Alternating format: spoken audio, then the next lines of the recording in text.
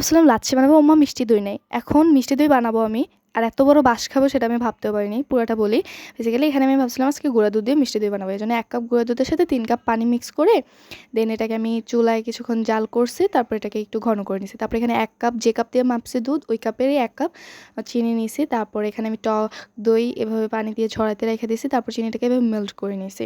Like খুবই সুন্দর একটা কালার আসার জন্য। তারপর আমি এখানে দুধ দেওয়ার পর আল্লাহ যা একটা ব্লেন্ডার হইছে, আমি একদম ভয় পেয়ে গেছি। চিনি আঠালো হয়ে গেছে। তারপরে কিছুক্ষণ পরে ওমা আস্তে আস্তে ঠিক হয়েছে, তাও অনেকটাই ঠিক হয়েছিল।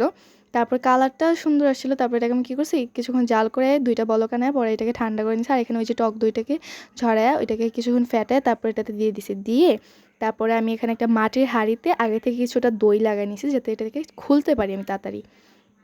তারপরে দইটাকে আমি ঢেলে দিয়েছি। তারপরে এটাকে আমি ওভারনাইট রাখছি, রাখার পরে জমে নাই। তারপর আবার ফ্রিজে রাখছি। তারপরেরটা তোমাদেরকে বলবো। টাটা।